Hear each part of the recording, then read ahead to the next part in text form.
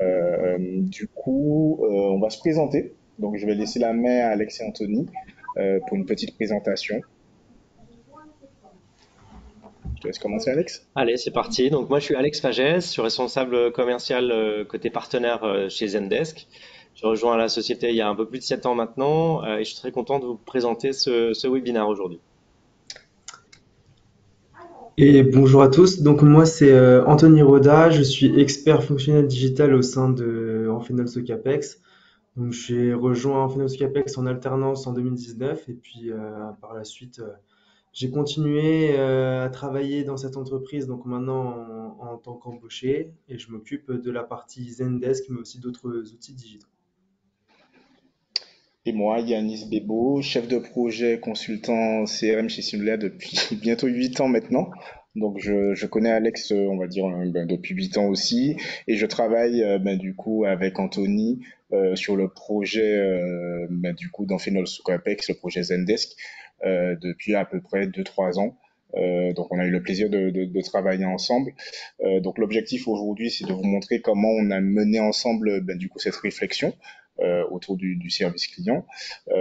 Donc, dans un premier temps, on va présenter un peu qui est Synolia. Puis après, on présentera, bien sûr, on va dire l'expérience client autour de Zendesk. Et on finira par la présentation on va dire, du cas client d'Amphenol qui sera présenté par Anthony et sur lequel on pourra interagir. Donc, n'hésitez pas, si vous avez des questions, comme je vous le disais, de les poser tout au long de la présentation et on y reviendra juste à la fin. Donc, dans un premier temps, pour vous présenter un peu qui est Synolia, donc Synolia, on est un intégrateur de logiciels. On est basé à Lyon, donc le siège social est à Lyon. On a aussi une agence à Rennes et une autre à Bordeaux. Donc, du coup, notre objectif, notre mission, c'est vraiment libérer le potentiel de croissance de nos clients autour de ce qu'on appelle une plateforme qu'on vous présente ici, avec notamment, du coup, des solutions e-commerce, des solutions marketing automation, CRM ou autres.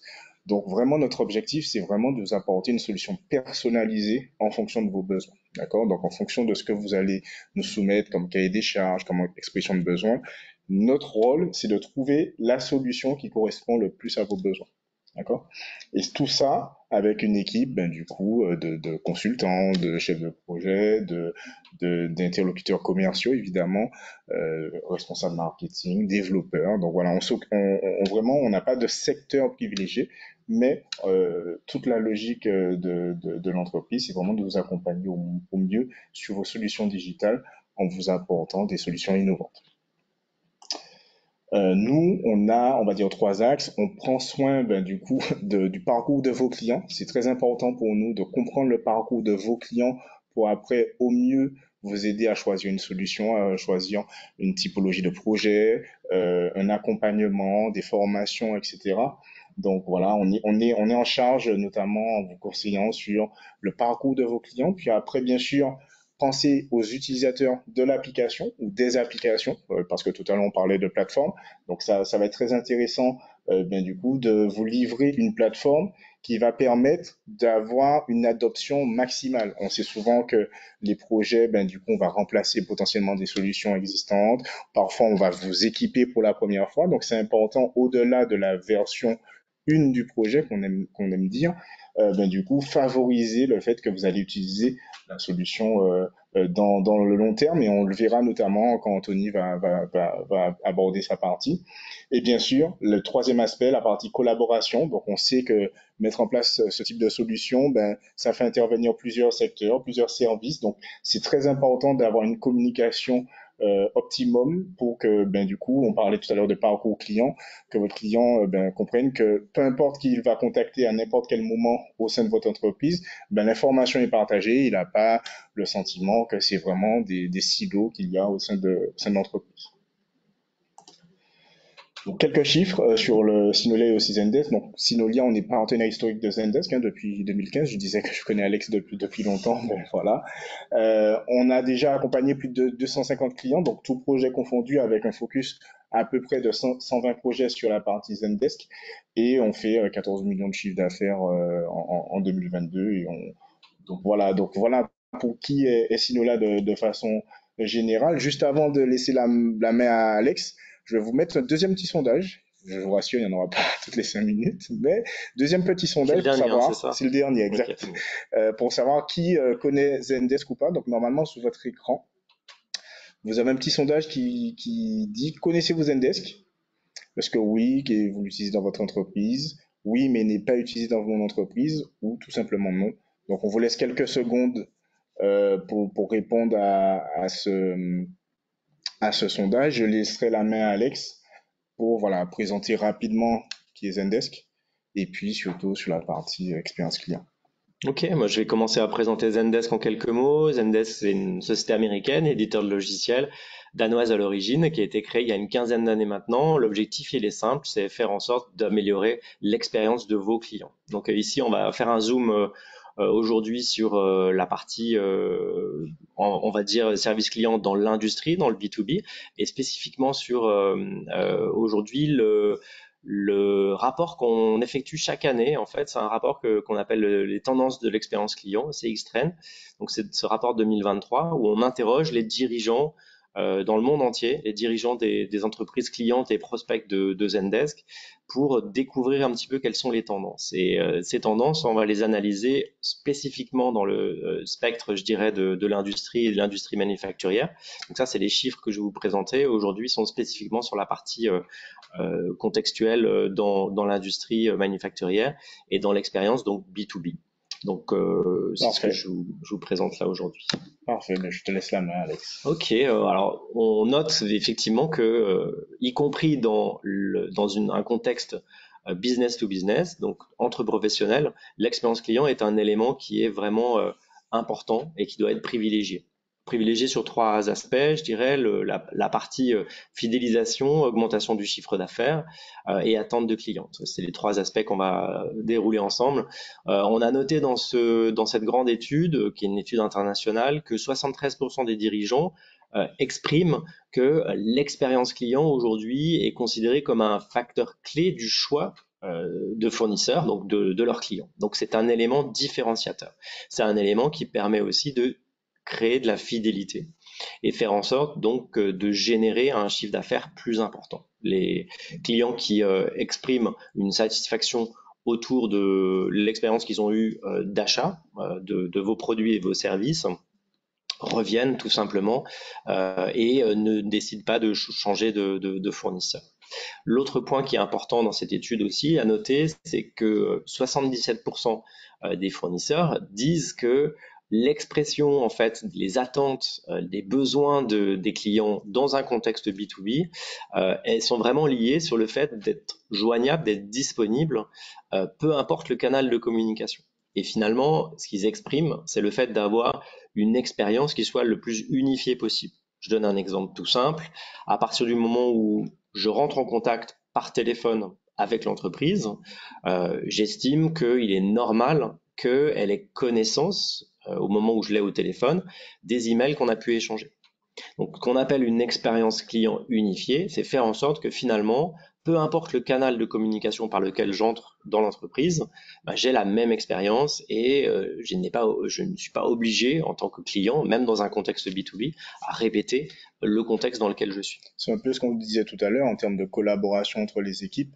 C'est hyper important parce que moi j'appelle, Ouais. si il faut que je réexplique tout ce que j'ai envoyé par mail, c'est un peu... Exactement, c'est un peu gênant et donc c'est non seulement la communication du client vers l'entreprise, mais c'est aussi au sein de l'entreprise. Donc on le verra juste après. Et la réalité, en fait, c'est le troisième point à développer ici. La réalité de l'entreprise, c'est qu'il y a 18%, seulement 18% des dirigeants qui estiment que leur entreprise, elle est performante sur cet élément-là de partage de données. Et qu'aujourd'hui, finalement, on constate que la majorité des entreprises sont silotées en termes de partage de l'information et notamment à cause du manque de collaboration ou du manque de flexibilité de leur système d'information. Donc ce qu'on va montrer aujourd'hui et dans l'exemple développé par Anthony, c'est comment à travers Zendesk, une société peut justement rattraper ce retard par rapport à ce silotage ou cette difficulté de partage des éléments d'information.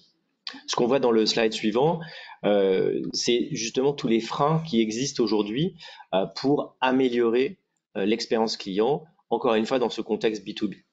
Je pense qu'Anthony en touchera deux mots, mais aujourd'hui, la difficulté qu'ont les entreprises, notamment dans le secteur manufacturier, c'est que les produits sont de plus en plus complexes. Les procédures pour répondre aux clients sur des problématiques techniques ou même parfois commerciales sont de plus en plus complexes. Et cette technicité, ce changement qui est constant, hein, on sort des nouveaux produits, des mises à jour de plus en plus fréquemment, cette technicité crée justement cette difficulté de compréhension. Et quand on va poser sa question en tant que client à l'entreprise, eh ben, parfois on va avoir du mal à se faire comprendre, on va avoir donc cette difficulté de compréhension et de communication. Donc, Effectivement, en tant que client, on n'est pas tout le temps technique et on ne sait pas forcément comment on est exprimer. utilisateur de produits techniques, mais on n'a pas Ouais. toujours les bons mots de vocabulaire pour parler aux techniciens. Donc ça, c'est un premier point qui crée de la complexité. Le deuxième point, c'est effectivement la multiplicité des canaux ou des points de contact. Aujourd'hui, on a dans l'entreprise fournisseurs différents points de contact, des points de contact SAV, des points de contact commerciaux. Finalement, ça crée justement des difficultés ou en tout cas des challenges parce que les interlocuteurs sont multiples et l'expérience telle que le client l'attend, c'est-à-dire une expérience unifiée, est difficile à obtenir.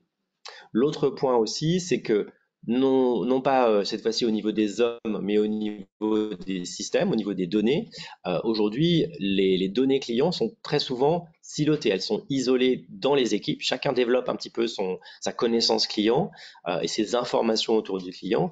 Et ça empêche d'avoir une vue complète de ce qui se passe et ce qui s'est dit auprès des clients. Donc ça, c'est aussi un élément qu'on verra dans le témoignage. Et en fait, la dernière barrière est plutôt une barrière organisationnelle, c'est que dans vos entreprises aujourd'hui, les priorités, elles sont divergentes. Chacun est dans sa bulle un petit peu, dans son silo, et a des objectifs, par exemple, d'excellence en termes opérationnels pour le SAV, d'excellence en termes commercial pour les équipes marketing et commerce. Et très souvent, en fait, le client n'est pas au cœur de cette stratégie. Donc, aujourd'hui, on estime que un outil comme Zendesk peut permettre de gommer ces barrières organisationnelles et une société comme Synolia peut accompagner les clients pour justement gommer un petit peu et faire en sorte qu'il y ait une meilleure collaboration dans l'entreprise. Donc on le verra juste après dans le témoignage, mais aussi dans le slide C'est suivant. très intéressant parce que tes deux derniers points, je trouve qu'il y a aussi un aspect qui est assez intéressant de savoir que sur un projet CRM comme Zendesk ou autre, c'est très important aussi d'avoir l'implication de la direction Ouais. pour qu'on puisse, du coup, en termes d'intégration de données, faire des choix clairs. En termes organisationnels aussi, avoir une stratégie claire parce que comme tu le disais, parfois, on est cantonné à son service, on pense un peu pour soi et on n'a pas forcément l'habitude de travailler forcément en équipe. Et je trouve qu'à ce niveau-là, la direction joue un rôle important pour donner la voie à suivre et pour après, ben, du coup, mettre en place ce type de logiciel. Donc, c'est vraiment intéressant. On le voit donc juste après les éléments qui sont plus cette fois-ci en termes technologiques qui émergent et qui favorisent en fait l'amélioration de l'expérience client. Elles sont difficiles parfois à appréhender parce qu'elles sont multiples, elles sont nouvelles et donc on est là aussi avec Synolia pour vous accompagner dans ces éléments-là. Ce qu'on a retrouvé ces dernières années sont ces quatre points qui sont les plus notables dans le cadre de l'expérience client, encore une fois. C'est dans un premier temps la partie intelligence artificielle. Donc ça, cette partie intelligence artificielle, aujourd'hui, on en parle beaucoup, mais elle peut avoir des applications qui sont différentes. Et en tout cas, dans ce qu'on a noté aujourd'hui dans votre secteur, dans l'industrie et dans l'expérience client B2B, aujourd'hui, elle peut prendre différentes formes. On peut notamment, par exemple, avoir une analyse un peu plus prédictive, une projection, ce qui permet de mieux traiter finalement les demandes des clients en étant potentiellement aussi proactif, donc en détectant en fait les besoins, en anticipant les besoins de clients. Deuxième point qui peut être un axe d'amélioration, qui peut être l'automatisation de certains process ou certaines opérations internes. Donc l'idée, c'est de ne pas tout automatiser. L'intérêt, c'est peut-être d'automatiser les tâches qui sont les plus ennuyeuses ou les plus récurrentes ou qui présentent le moins de valeur ajoutée. Des tâches de rappel ou des tâches, en tout cas de simplification des process, sont intéressantes à réaliser avec l'intelligence artificielle alors que d'autres tâches qui sont des tâches plus complexes ou plus techniques, qui font appel à l'intelligence humaine, doivent être conservées dans cette configuration. C'est intéressant ce que tu dis parce que souvent quand on entend effectivement, comme tu dis, l'intelligence artificielle, on entend ça un peu partout. On a toujours la crainte de se dire est-ce que le robot va nous remplacer? C'est pas du tout la logique qu'il y a ici. Ouais. C'est plutôt de donner aux agents des solutions quand on le peut, quand le contexte s'y prête, pour justement, du coup, favoriser le fait de se concentrer sur tout ce qui a à forte valeur ajoutée, des questions un peu plus précises, un peu plus techniques, comme on le disait tout à l'heure, et ne pas, voilà, avec toutes les réponses préparamétrées qu'on peut imaginer pour les questions basiques, du coup, se dégager du temps pour s'il y a vraiment de la valeur ajoutée. Et après, on aura d'autres exemples à partager hein, avec vous. L'idée, c'est peut-être d'être plutôt dans l'analyse, essayer de comprendre à travers les données qui sont générées via la plateforme, plutôt de comprendre ce qui se passe, d'analyser un peu les verbatims des clients, comprendre aussi les difficultés qu'ils rencontrent dans l'usage des produits. Et ces analyses vont aider à l'amélioration continue. Je le présente dans le slide suivant. L'objectif aussi qu'on retrouve dans l'amélioration de l'expérience client et les technologies qui sont émergentes, c'est des solutions qui sont de plus en plus intégrées. Intégrées, ça veut dire quoi? C'est des solutions qui vont se parler les unes avec les autres. Et finalement, tous les outils qui génèrent des données vont permettre à l'entreprise d'être mieux gérée puisque les données vont se parler entre elles. Donc des données clients type CRM, des données de facturation, des données de retour d'expérience d'usage de produits. Donc tout ça en fait vont rentrer dans un système intégré avec des données intégrées qui permettront ensuite à la fois une meilleure personnalisation ou un meilleur ciblage client, mais aussi peut-être une amélioration des produits proposés. L'autre point aussi qui génère pas mal de données et qui sont des nouvelles technologies émergentes pour vous dans l'industrie manufacturielle, c'est l'Internet des objets, c'est l'IoT. C'est un peu en plus par rapport à ce webinaire aujourd'hui, mais l'idée c'est que surveiller en temps réel les équipements, générer de la maintenance prédictive, tout ça en fait doit rentrer dans l'objectif de prédiction et d'amélioration de la satisfaction client. Donc tout ça, c'est des éléments qui vont venir en amont et qui vont pouvoir possiblement générer, anticiper des actions qui vont être gérées par les équipes du service client. Donc ça aussi, c'est des points, je dirais, d'amélioration plutôt long terme aussi et d'intégration des données à intégrer dans votre SAV. Donc la logique en fait là, c'est de se dire, en fait, plutôt que le client nous appelle quand la machine ne fonctionne plus, qu'on sache potentiellement anticiper sur le SAV qu'il y aura, sur le remplacement de la machine, et du coup être vraiment proactif et du coup, comme tu le disais, améliorer la satisfaction client. Ça peut venir de l'analyse en amont de données ou tout simplement des éléments qui indiquent que possiblement le client pourrait nous appeler ou il pourrait rentrer dans une phase de maintenance par rapport à son produit. Le dernier point, qui est un point intéressant, c'est la partie plateforme omnicanal. Donc, ce qu'on disait tout à l'heure, faciliter le transfert de données, utiliser l'intelligence artificielle, tout ça, c'est des éléments importants. Mais après, il y a la partie, tout simplement, qu'est-ce qu'on va dire au client, en fait? Comment on va faire en sorte que le collaborateur puisse trouver l'information et la bonne communication à faire au client. Donc ça aussi, c'est dans la continuité de l'expérience client, faire en sorte que tout simplement, quand il est au téléphone avec son client, pour être très, très direct, quand il est au téléphone avec son client, il faut qu'il trouve très rapidement les informations nécessaires pour lui apporter la réponse, notamment les derniers mails ou les bonnes procédures, les bonnes fiches produits, etc. Donc ça, c'est vraiment ce qu'on propose avec Zendesk, c'est faciliter la navigation et faire en sorte que on facilite l'échange avec le client. Dernier point de l'exposé sur la partie bénéfices attendus, c'est pour moi deux éléments qui se font face. C'est à la fois de suivi de l'indicateur de performance avec un objectif d'amélioration continue. Donc sur chacune des lignes ici que j'ai présentées, il y a un objectif d'amélioration continue. Dans un premier point qu'on suit avec Zendesk, chaque conversation avec vos clients, elle est suivie, elle est qualifiée. Qu'est-ce que ça fait? Ça fait que derrière, on va générer des tendances. On va générer des comportements clients, des typologies de questions, on va savoir sur quel produit il pose ses questions et par quel biais. Donc derrière, on va pouvoir les analyser, pourquoi pas améliorer et de manière ultime, améliorer non seulement les process, mais pourquoi pas aussi le produit. Quand on parle de récurrence de questions posées, on sait parfois qu'il y a des questions qui émergent. Un bug, une mise à jour, un firmware ou ce genre de choses, il doit être identifié rapidement. Et donc dans ce cadre-là, on sait que on peut mettre en place, grâce à la plateforme, des nouvelles procédures, des réponses qui peuvent être mises en place et partagées avec les clients de manière immédiate. Et tout ça, évidemment, dans une collaboration avec les équipes produits.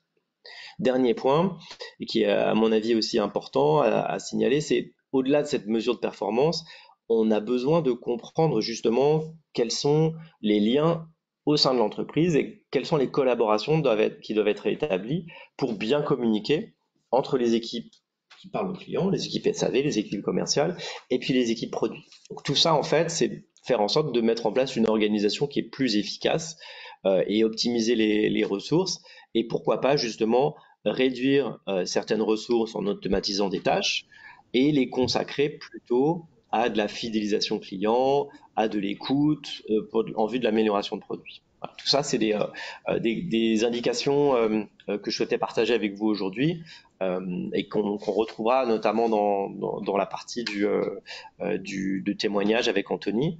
Je crois que c'est mon dernier slide. J'ai peut-être juste encore un point, si tu veux passer au slide suivant. Oui, c'est sur le retour d'expérience. Pour moi, effectivement, c'est développer une plateforme qui soit adaptée à chacun des utilisateurs et qui corresponde finalement sur mesure à l'expérience que vous souhaitez donner à vos clients. Ben, merci Alex. Effectivement, donc l'objectif, c'est un peu d'illustrer toute partie de ce qu'Alex a dit avec du coup, le cas client dans Phenol Socapex qui va nous être présenté du coup par Anthony. Donc Anthony, je te laisse la parole. Merci déjà pour votre belle introduction, Alex et Yanis. Donc, je vais présenter rapidement Phenol Socapex en quelques chiffres. Donc, comme on voit ici, c'est une entreprise qui a été créée en 1947 donc à Paris. Et on a ensuite déménagé en Haute-Savoie dans les années 60 pour s'installer à Thiers dans le berceau de la vallée de l'Arve, le berceau de l'industrie du décolletage en France. Dans les années 70. Et puis dans les années 80, l'entreprise a été rachetée par le groupe américain Amphenol, ce qui fait aujourd'hui Amphenol Socapex, voilà le nom entier. On a plus de 1100 collaborateurs entre la France, l'Inde et la Tunisie, qui est un nouvel endroit où on s'est installé récemment, pardon. Donc en Inde, on est environ 800 collaborateurs, en France, on est environ 350, et puis en Tunisie, on est sur une centaine de personnes aujourd'hui.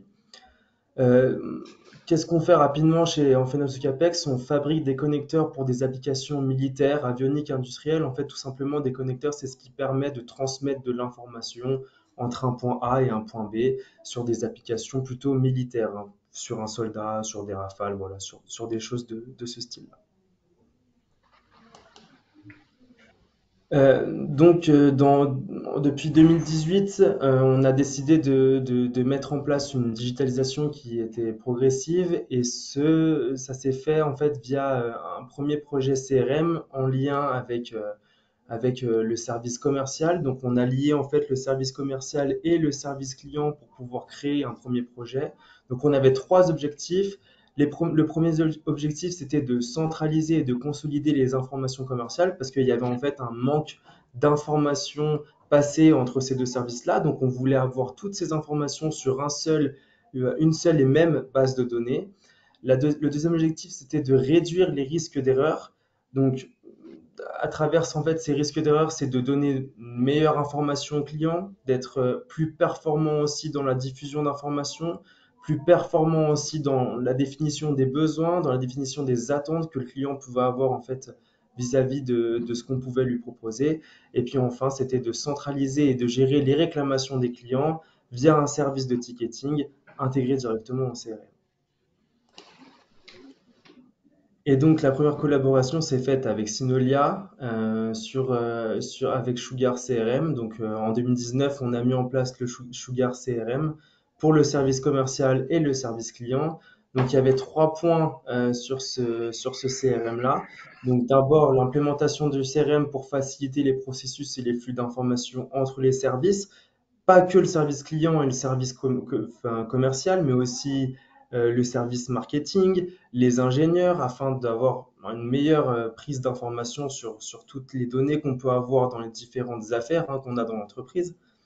Ensuite, on a déployé aussi un module de ticketing qui était lui directement intégré au CRM, ce qui permettait aussi de créer un lien en fait entre les différents vendeurs, les différents commerciaux et le service client. Et puis enfin, on a eu aussi une évolution des besoins du support technique et de l'entreprise. Donc, on s'est rendu compte en fait qu'avec cette mise en place de Sugar CRM, les deux services devaient travailler ensemble, mais n'avaient pas forcément les mêmes attentes via un outil. Donc, on avait d'un côté Sugar CRM qui était beaucoup plus dédié en fait au service commercial et aux opportunités de vente d'un côté, et puis de notre côté, on avait nous donc côté support technique, donc un besoin plus fort en fait de répondre aux besoins des clients, répondre aux attentes des clients et leur donner des informations pour qu'ils puissent passer commande. Et en fait, on ne travaille pas forcément avec les mêmes personnes, puisque sur le service commercial, on est avec des prospects qui sont bien intégrés dans le processus de vente, voire même déjà clients, alors que du côté support technique, on a énormément de prospects qui vont peut-être au final pas faire de commande derrière ou passer commande via des personnes qui existaient déjà dans la base CRM. Donc, il a fallu séparer les deux. Voilà. Donc effectivement, sur cette première collaboration, comme vous l'a expliqué Anthony, il y avait vraiment deux besoins distincts. On est parti sur le couple Synolia Sugar CRM parce qu'effectivement, ça permettait d'avoir un premier niveau du coup de consolidation des équipes et des données. Et comme Anthony le dit, cette collaboration a permis aussi du coup de voir que les besoins avaient évolué. Et nous, notre rôle Synolia, c'était de se dire, OK, on a répondu à une première partie du besoin, on se rend compte que sur la partie support technique, potentiellement, il y aura besoin d'une application qui sera plus dédiée, qui sera plus facilement paramétrable. Donc, l'objectif aussi, c'est de partir sur des applications standards qui permettent du coup de répondre le plus facilement que possible aux besoins du client. Et du coup, ça a généré la deuxième partie du projet, donc la deuxième collaboration qu'il y a eu entre Amphenol et nous sur une solution dédiée au support technique et du coup qui a évolué au fil des besoins, donc comme Anthony le disait. C'est ça. De notre côté, c'était logique de continuer avec Synolia parce qu'il nous avait accompagnés déjà en premier lieu sur Sugar CRM. Donc, pour assurer en fait une continuité du projet, c'était logique de continuer avec Synolia et on a décidé de se tourner vers Zendesk. Donc, Synolia nous a proposé Zendesk, solution qui s'est avérée la bonne pour nous. Donc, elle nous a permis de développer plusieurs choses, notamment en premier lieu de déployer une solution qui était très rapidement opérationnelle. Entre le choix de l'outil et la mise en place de Zendesk, il y a eu entre 6 mois et 1 an de préparation. Donc en soi, ça allait assez rapidement parce on avait déjà donc nos besoins qui étaient prédéfinis, donc il fallait seulement au final faire un transfert entre Sugar CRM et Zendesk. Ce qu'il fallait aussi, c'était d'avoir, en fait, pour nous, support technique, mais aussi d'autres équipes qui sont liées, en fait, à ce service client, comme la conformité des produits, de répondre facilement et efficacement aux demandes entrantes. En fait, on a des demandes qui sont standards, comme on peut avoir des demandes qui vont être beaucoup plus techniques. Avec ces demandes standards, Zendesk est l'outil choisi et parfait, en fait, pour pouvoir répondre aux clients très rapidement, de manière efficace et de moins perdre de temps en fait sur ce que l'on veut donner comme information au client. Et puis ce qu'on voulait aussi, c'était gérer des tickets en provenance d'interlocuteurs et de canaux multiples.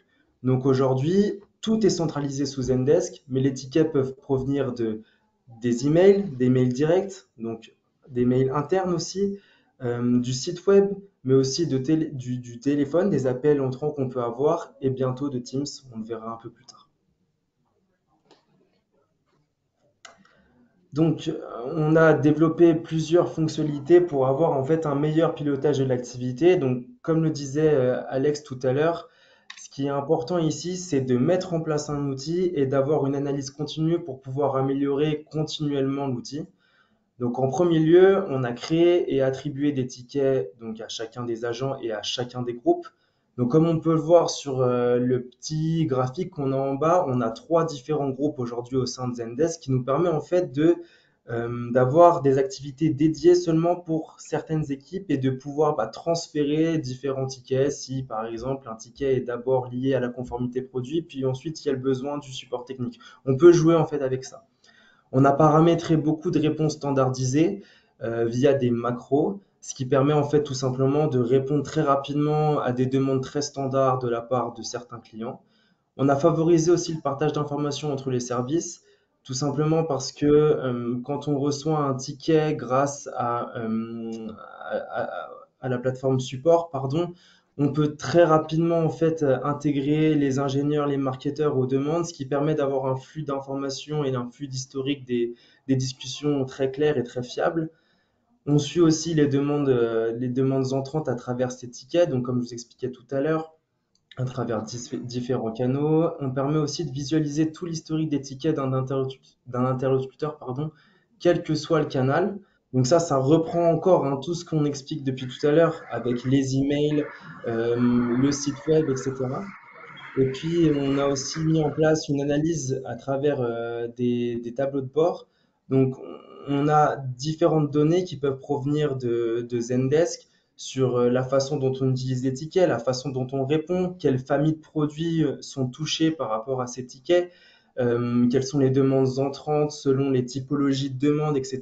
Donc, tout ça, en fait, nous, on récolte, on les analyse et ce qui nous permet en fait de préparer pardon, derrière du contenu qui va être plus facile à distribuer aussi pour les clients. Donc en fait, c'est un travail qui est continu.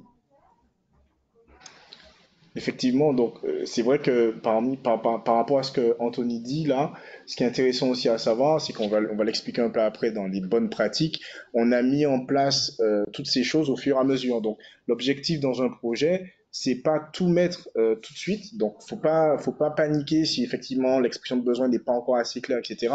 L'objectif d'une application comme Zendesk, c'est de faire évoluer en permanence le paramétrage pour répondre en permanence à l'évolution des besoins de vos clients, mais aussi potentiellement de vos équipes. Parce que, comme Anthony le dit, le fait de mettre en place une application, ça fait qu'on peut partager des informations entre services. Donc, l'application va vous donner de nouvelles façons de faire, de nouvelles façons de travailler. On parle de services, mais aussi on est capable de consulter des avis extérieurs, des personnes qui n'ont pas Zendesk et tout ça dans un seul outil. Donc, ça permet de fluidifier toute la communication et de vous permettre ben, du coup d'être beaucoup plus serein quand vous êtes en call client ou même en train de rédiger une réponse à votre client. Donc je pense que c'est vraiment important d'avoir ça en tête. Ça va être une amélioration continue et une mise à disposition des fonctionnalités au cas par cas. Exactement. Exactement. Et si on prend même la suite, c'est exactement ce que disait Yanis, c'est que nous, on a décidé de faire un projet de manière itérative, donc toujours en perpétuelle évolution. On a commencé par mettre en place une plateforme support qui gère les tickets, puis ensuite développer Zendesk Guide qui permet d'avoir en fait des articles dédiés directement aux clients pour leur donner en fait tout simplement un self-service d'information pour qu'ils aillent chercher par eux-mêmes l'information de manière facile, hein, pas d'une manière compliquée. Et puis, on a aussi d'autres étapes qui vont arriver, que ça soit aujourd'hui avec la FAQ. Donc, on a un centre d'aide qui existe déjà, mais qu'on va améliorer avec une arborescence plus simple, de nouveaux articles qui vont arriver, puis aussi mettre en place un messaging. Donc, en fait, c'est un chat avec un bot conversationnel pour faciliter les échanges entre les clients et les prospects directement liés à la messagerie. Alors, ça peut aller aussi plus loin, ça permet aussi de donner en fait un agent supplémentaire quand les agents humains ne sont pas présents sur le site. Donc, ça permet d'avoir un service 24 heures sur 24 avec Amphenol Capex. Et puis, on peut aussi donner des informations qui vont être un peu plus liées en fait à l'entreprise en tant que telle, comme par exemple les horaires d'ouverture, les livraisons de colis. Voilà, c'est des choses sur lesquelles on peut faire avec ce messaging et c'est ce qu'on explique, c'est que vraiment comment on en est arrivé là, c'est que on a trouvé en fait ces besoins-là à travers l'analyse des tickets qu'on a fait, à travers les demandes que les clients pouvaient nous donner. Et voilà, c'est vraiment un projet qui est en perpétuelle évolution à travers les plateformes déjà présentes sur Zendesk, comme on peut avoir Guide et Zendesk Chat, mais aussi les applications qu'on va pouvoir intégrer directement à Zendesk après. Et, C'est le slide d'après, c'est ça? et ça, c'est effectivement, donc c'est ce qui arrive juste après. Mais du coup, juste pour compléter ce que Anthony dit, c'est la phrase qu'il y a au-dessus, hein, étape par Mm. étape et tester. C'est-à-dire que Mm. l'avantage d'une application comme ça, c'est que on a une flexibilité au niveau du paramétrage, au niveau de l'ajout de fonctionnalités qui nous permet de tester. Et c'est pas un souci de revenir en arrière, d'ajuster des choses, de se dire, bon, potentiellement, on n'est pas forcément prêt. Typiquement, on parlait tout à l'heure de chat et de bot. Il y a des clients qui aujourd'hui ne sont pas forcément prêts parce que c'est pas dans l'air de l'entreprise ou autre. Donc voilà, on est capable de vous accompagner au cas par cas quand ça vous convient. Donc, il n'y a pas de bonne ou mauvaise pratique, le fait d'activer ou pas une FAQ, d'avoir ou pas du messaging. Ça dépend de votre contexte, ça dépend de ce que vous voulez mettre en place.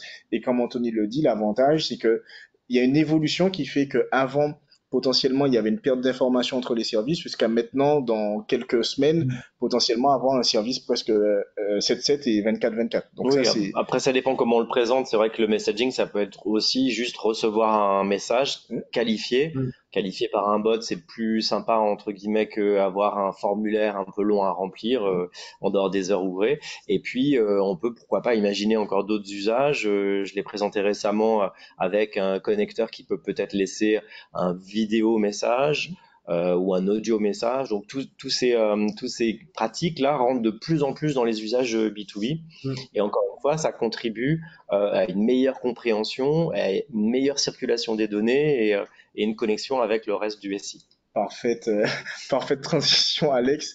Effectivement, ce qu'il faut comprendre, c'est que ici, on a un outil. On parlait tout à l'heure d'un projet, un premier projet CRM avec Sugar CRM. On parlait aussi, ben, du coup, de Zendesk. L'idée, c'est que Zendesk est intégré dans tout un système existant. Donc, tu parlais de Teams tout à l'heure, potentiellement, Anthony. Donc, ça va être bientôt intégré.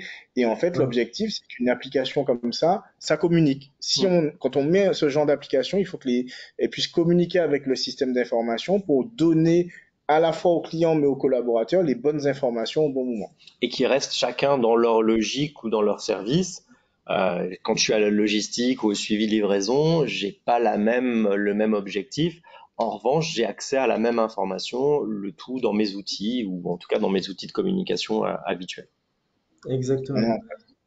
Exactement. Et Zendesk est vraiment bien intégré dans notre écosystème parce qu'aujourd'hui, il est lié à Sugar CRM pour avoir en fait ce lien entre clients, prospects, échanges historiques d'échanges qu'on pouvait avoir en fait déjà sur Zendesk pour ensuite passer à l'opportunité de vente. On a mis en place aussi Make, qui est une application qui permet de faire des scénarios en fait au sein de Zendesk pour améliorer tout simplement la fonctionnalité de l'outil en tant que tel. Donc voilà, et dans le futur, on aimerait donc rajouter Teams parce qu'aujourd'hui, tout simplement, on utilise les appels, mais Teams, ça peut être aussi une façon de créer des nouveaux tickets. Et aujourd'hui, c'est bien entré dans notre utilisation au quotidien au sein d'Ophenol Capex. On aimerait aussi mettre en place tout ce qui est business intelligence avec Power BI. En fait, c'est un outil qu'on utilise au sein d'Ophenol Capex pour faire des rapports un peu plus poussés et aussi pour prévoir en fait des tendances sur l'utilisation et l'activité de l'entreprise. On va essayer d'intégrer en fait Explore avec Power BI pour pouvoir aller plus loin dans nos rapports, pour pouvoir mieux centraliser en fait aussi les différents rapports et analyses qu'on peut avoir au sein de l'entreprise. Et puis comme on le disait tout à l'heure et comme le disait Alex, aussi faire du suivi de logistique, suivi de livraison, voilà, toutes ces choses-là peuvent être intégrées directement à Zendesk et ça se fait vraiment étape par étape.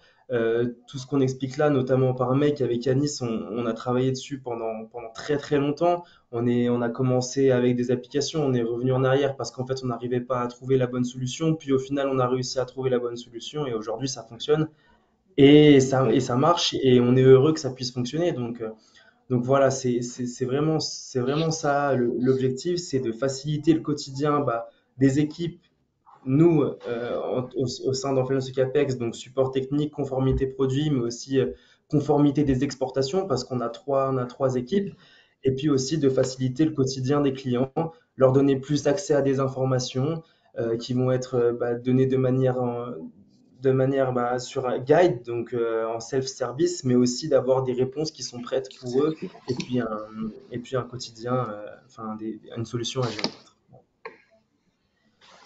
Donc juste un petit rappel hein, sur la partie bonne pratique pour un peu clore on va dire le témoignage. Effectivement, donc vous l'avez compris, il y a la notion de procéder étape par étape, c'est le deuxième point, mais du coup, on parlait tout à l'heure de donner une application qui sera durablement utilisée par les utilisateurs. Donc ça passe par de la formation évidemment.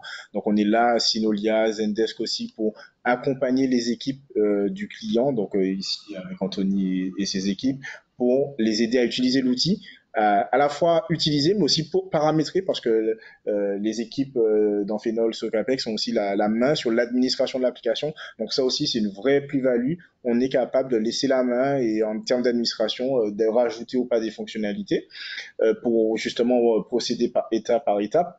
Après, un point qu'on aime bien aussi rappeler, c'est ne pas sous-estimer le temps passé sur le projet. Donc Anthony le sait très bien, il parlait de Make, on parlait de Sugar CRM de Zendesk. Forcément, l'objectif, c'est aussi plus on a qualifié ses besoins, plus le projet, on va dire, sera cadré et on pourra savoir où on va.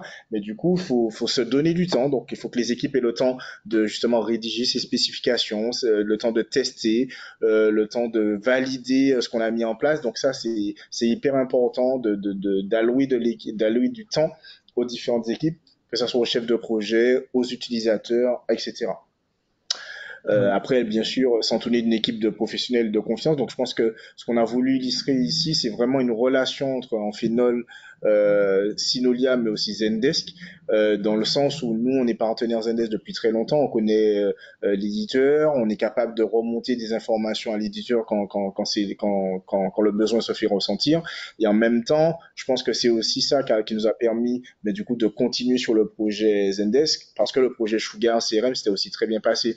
Donc, je pense que c'est très important, au-delà de l'outil, d'avoir une relation avec le client partenaire, en fait, voilà, de notion de Et partenaire. une roadmap que tu dis quand tu dis de pas se limiter pardon au cadre du projet, mais penser aussi à l'évolution. Mm. Et je vois qu'avec Anthony, vous y pensez tous les jours parce qu'il y a des évolutions. Je vois qu'il y a une question sur justement la durée du projet en moyenne. Alors, on a tout type de projet. Moi, je suis sur des projets N'hésitez pas Zendesk, d'ailleurs à poser des des questions questions au fil de exactes. l'eau, là Mm. on y répond. Et donc du coup, en fait, sur un projet Zendesk, on peut aller très rapidement.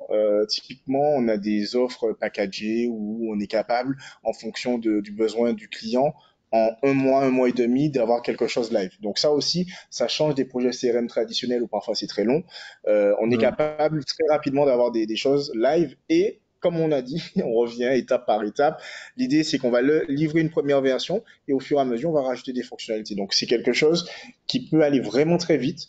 Et en termes de formation, par exemple, dont on en parlait, une formation Zendesk, c'est entre 1 et 2 heures. Un utilisateur Zendesk, il n'y a pas besoin de 5 heures de formation d'une journée entière. C'est très facile, très ludique, très simple d'utilisation.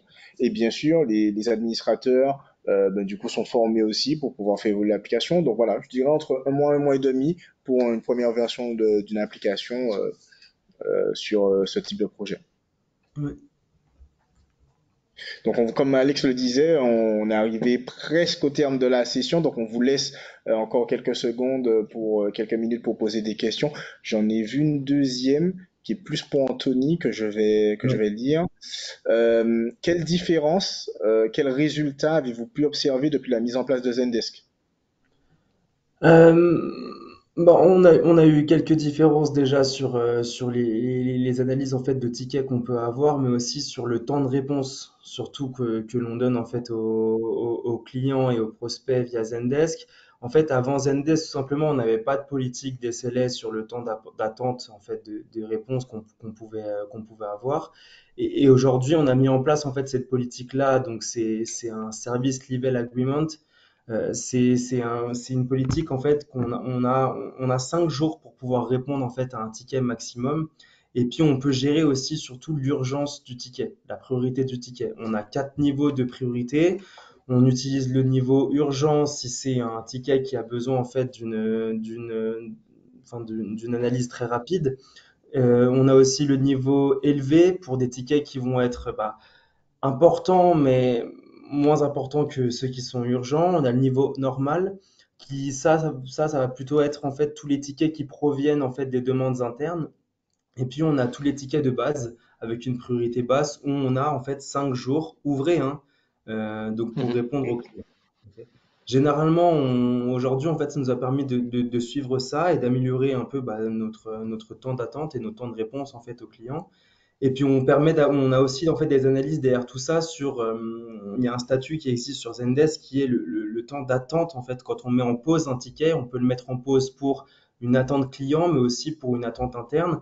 Et en fait, nous, on utilise en fait beaucoup l'analyse du suivi des attentes internes, ce qui nous permet en fait de suivre les tickets qui ont été mis en pause en attente de réponse d'un ingénieur, d'un marketeur, etc.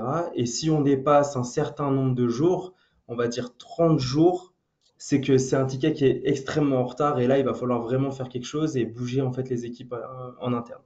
Donc, Ok. on a mis en place toutes ces choses-là, notamment dans le temps d'attente des réponses. Et puis deuxième chose, pour revenir aussi sur ce qu'on disait tout à l'heure, on a travaillé énormément sur la transmission d'informations en fait entre les services, chose qui manquait en fait un peu avant.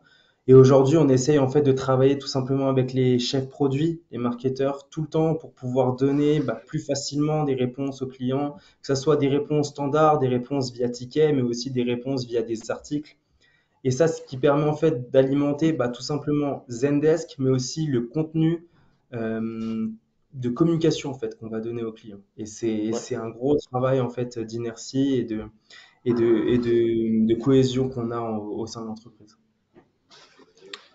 Super.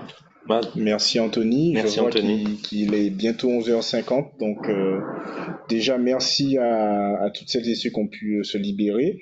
Merci à Alex et Anthony. Donc comme on le disait, on va vous fournir bien sûr le replay aux participants. Je vois qu'il y a une dernière question.